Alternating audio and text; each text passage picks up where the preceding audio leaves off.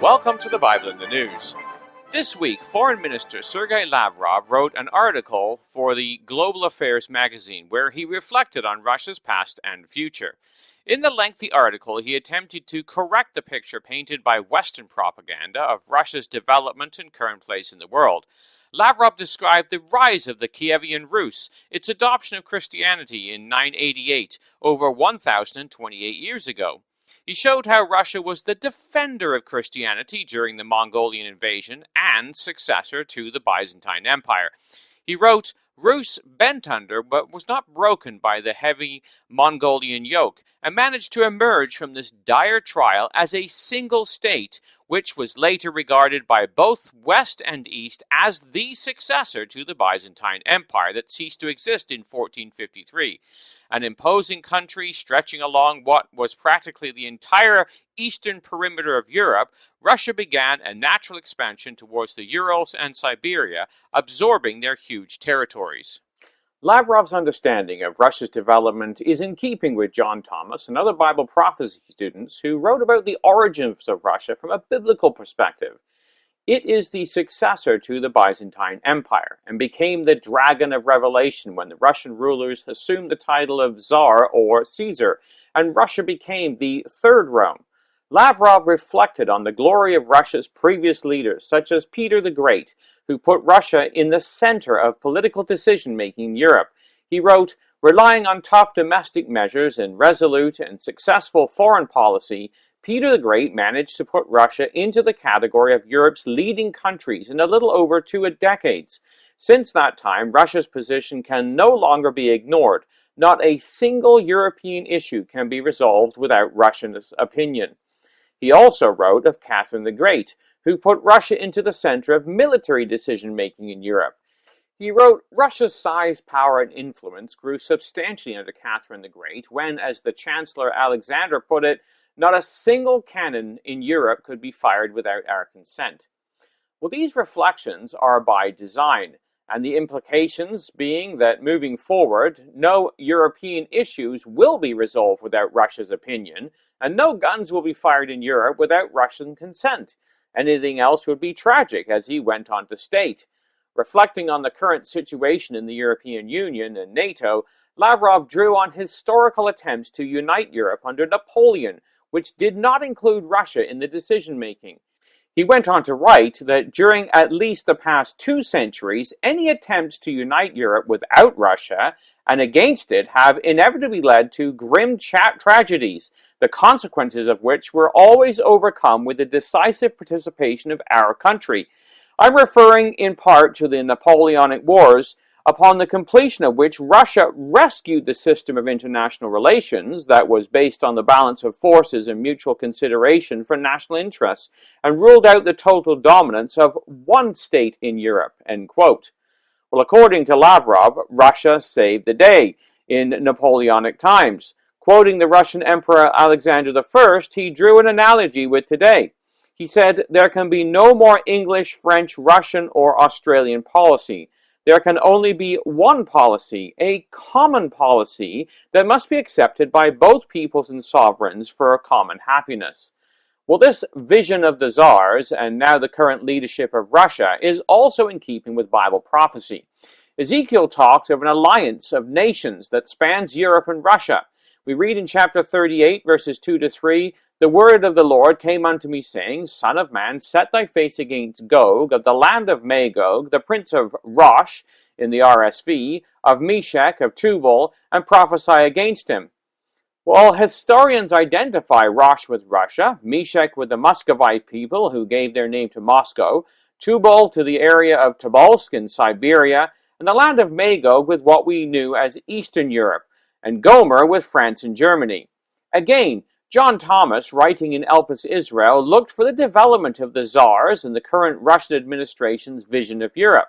He wrote, Gog of the land of Magog, that is, styling the ruler of Magog by the latter syllable of the name of the country over which he rules, we have seen that Magog is the region extending from the Rus, or Russia, to the Rhine, comprehending Wallachia, Transylvania, Hungary, and Germany, Of course, the prophecy must be future because the Prince of Ross is the Gog of Magog, and as yet no emperor of Russia has also been emperor of Germany, etc.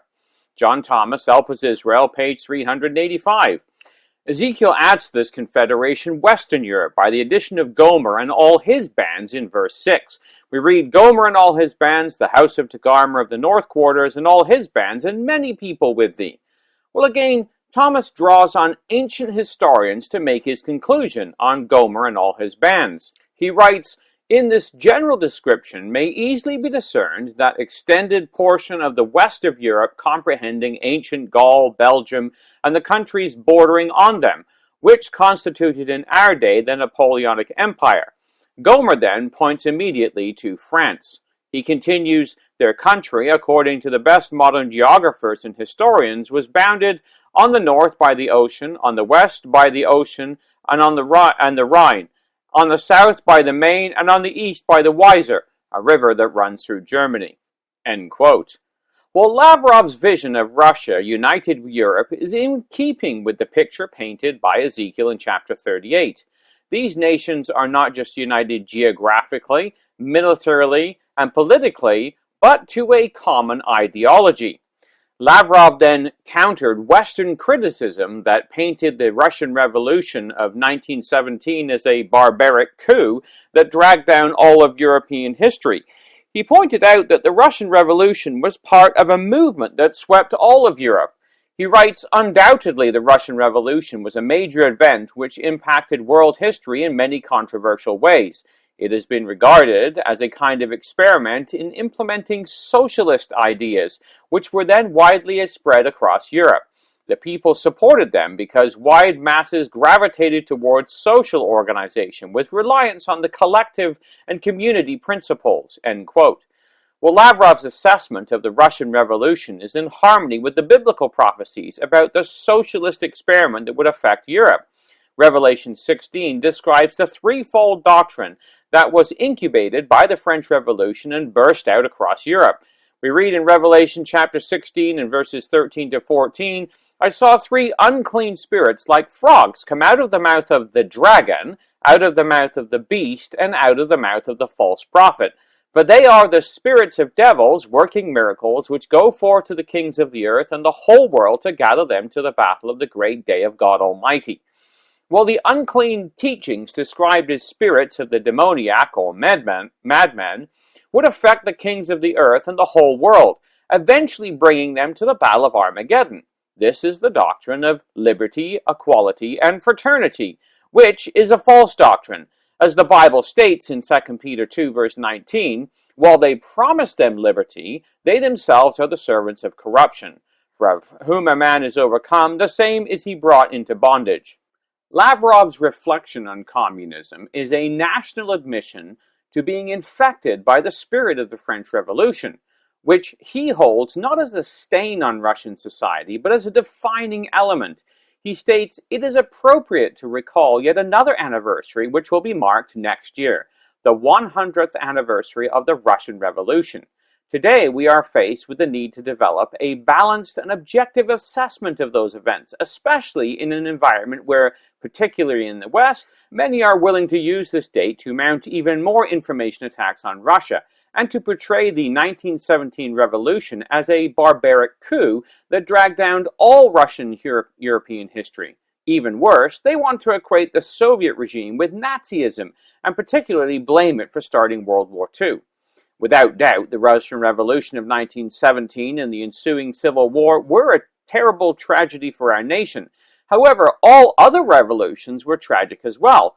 This does not prevent our French colleagues from extolling their upheaval, which in addition to the slogans of liberty, equality, and fraternity, also involved the use of guillotines and rivers of blood. Undoubtedly, the Russian Revolution was a major event which impacted world history in many controversial ways. It has become regarded as a kind of experiment in implementing socialist ideas, which were then widely spread across Europe. End quote. Well, this is fair comment. In Western opinion, the Russian Revolution, a revolution of the people, resulted in the dictatorship of Joseph Stalin. Bad, something to be demonized. while the French Revolution, a revolution steeped in the blood of the guillotine, resulted in the dictatorship of Napoleon Bonaparte. Good, something to be celebrated.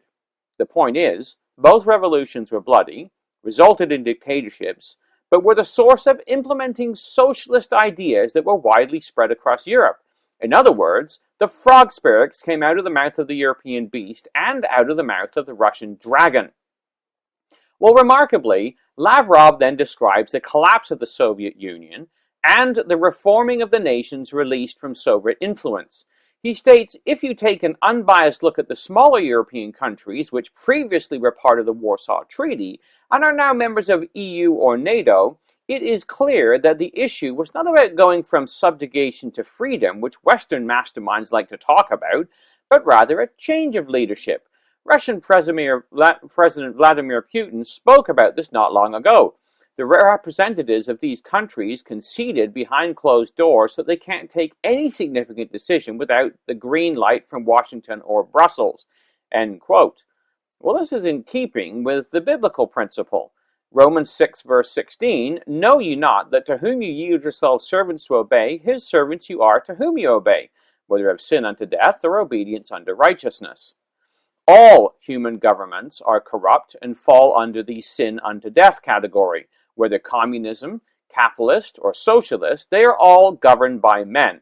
As Bible believers, we look for a new form of government. We read of it in 2 Peter 3 verse 13. Nevertheless, we, according to his promise, look for a new heavens and a new earth wherein dwelleth righteousness. Well, Lavrov, reflecting on how things went in Europe, sees a tragedy in not involving Russia in the European Union.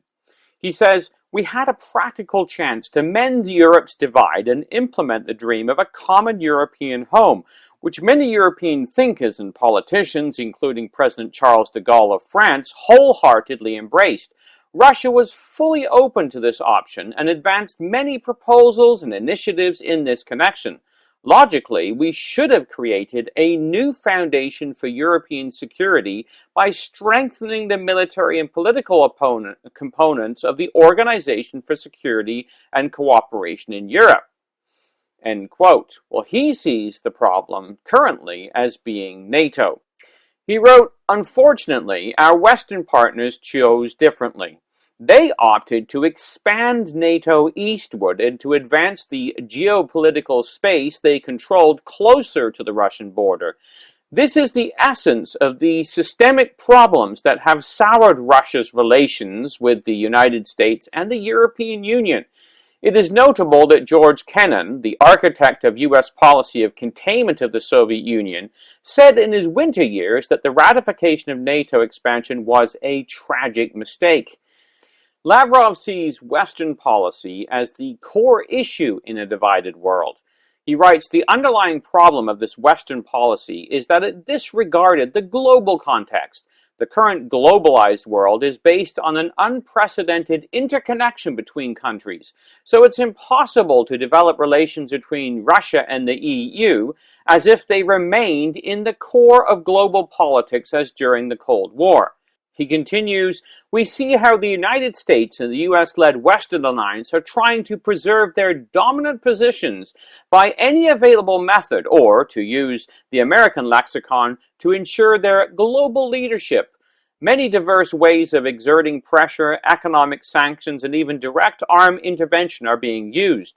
Large-scale information wars are being waged. Technology of unconstitutional change of government by launching color revolutions has been tried and tested. Well, Lavrov lays the blame for the destruction of the established international system at the feet of America, arguing, as if it was us who bombed Yugoslavia in 1999 in violation of the UN Charter and the Helsinki Final Act, as if it was Russia that ignored international law by invading Iraq in 2003, and distorted UN Security Council resolutions by overthrowing Muammar Gaddafi's regime by force in Libya in 2011. Well, his conclusion is that America thinks it's the only game in town, and its actions have caused the current instability in the world. In his opinion, America has become the protagonist of George Orwell's novel, originally intended to condemn the Soviet Union. He writes, "It is based on the simple and even primitive logic that only Washington can set the tune in world affairs. In line with this logic, the principle once formulated by George Orwell and moved to the international level sounds like the following: all states are equal, but some states are more equal than others. However, today, international relations are too sophisticated a mechanism to be controlled from one center. This is obvious given the result of U.S. interference. There is virtually no state in Libya, and Iraq is balancing on the brink of disintegration, and so on and so forth." Well, Lavrov then goes on to point out Russia's leadership in solving problems in contrast to America's leadership in creating them. He writes, "A reliable solution to the problems of the modern world can only be achieved through serious and honest cooperation between the leading states and their associations in order to address common challenges." He continues, "We know from experience that when these principles are applied in practice, it is possible to achieve specific and tangible results, such as the agreement on the Iranian nuclear program, the elimination of Syrian chemical weapons, the agreement on stopping hostilities in Syria, and the development of the basic parameters of global climate agreement." End quote. Well, the solution, plainly put, is for nations to join Russia in their approach to world affairs, which is working to leave the American sphere, and its approach to world affairs, which is making things worse. He states, "Russia is not fighting against someone, but for the resolution of all the issues on an equal and mutually respectful basis, which alone can serve as a reliable foundation for a long-term improvement of international relations. Our most important task is to join our efforts against very real challenges, among which the terrorist aggression is the most pressing one. The Russian president called for forming a broad-based front in order to defeat terrorists militarily." Well, Lavrov points out that Russia's tune is no different from the Vatican's tune. He states, "We believe that human solidarity must have a moral basis formed by traditional values that are largely shared by world's leading religions. In this connection, I would like to draw your attention to the joint statement by Patriarch Kirill and Pope Francis, in which, among other things, they have expressed support for the family as the natural center of the individuals in society." End quote. Well, this is not surprising, since the third entity from which the frog spirits are to come is the false prophet. As we read in Revelation 16, verse 13, the three unclean spirits like frogs came out of the mouth of the dragon, out of the mouth of the beast, and out of the mouth of the false prophet. Well, according to Lavrov, the vision of Russia is for a new world order, a new European order that has Russia at its heart, not America. He states, "We continue to believe that the very best way to ensure the interests of the people living in Europe is to form a common economic and humanitarian space from the Atlantic to the Pacific, so that the newly formed Eurasian Economic Union could be an integrating link between Europe and the Asia-Pacific." Having already drawn the analogy between Napoleon and America as one state dominating Europe, his view of Russia is that it is the nation that has acted legally and creatively to solve problems and to influence the assembly of nations. He states, speaking about Russia's role in the world as a great power, Russian philosopher Ivan Ilyin said that the greatness of the country is not determined by the size of its territory or the number of its inhabitants, but by the capacity of its people and its government to take on the burden of great world problems and to deal with these problems in a creative manner. A great power is the one which, asserting its existence and its interests, introduces a creative and meaningful legal idea to the entire assembly of nations, the entire concert of peoples and states. It is difficult to disagree with these words. Well, it is amazing to hear Sergei Lavrov, the Minister of Foreign Affairs for Russia for the past 12 years, painting the picture of Russia that Bible students have anticipated and written about for years. Ezekiel describes a Russia that will have all nations assembled to it. In chapter 38, verse 7, he says, "Be thou prepared, and prepare for thyself, and thou and all thy company that are assembled unto thee." As we saw, Revelation tells us it is the humanistic social doctrine that ultimately will gather the nations into the Middle East at the time of the end.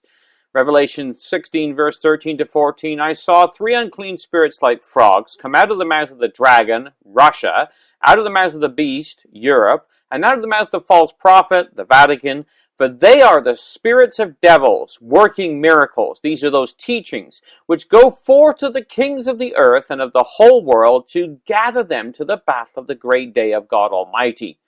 Well, we now see Russia standing up and asking the nations of Europe to join its humanistic crusade to solve world problems. Well, one of the problems that both Russia, Europe, and the Vatican all agree on is the Palestinian problem. And the Bible indicates that they will burden themselves with this issue, and it will be their downfall. Zechariah 12 verses 2 to 3 states, Behold, I make Jerusalem a cup of trembling unto all people round about, when they shall be in siege, both against Judah and against Jerusalem. And in that day I will make Jerusalem a burdensome stone for all people. All that burden themselves with it shall be cut in pieces, though all the people of the earth be gathered against it. So Russia's plan to take on the burden of great world problems and deal with these problems in a creative manner has been predicted in Bible prophecy. The stage is being set for the legal and just war that will gather all nations against Jerusalem to battle. The time is short. The end of all things at present constituted is at hand.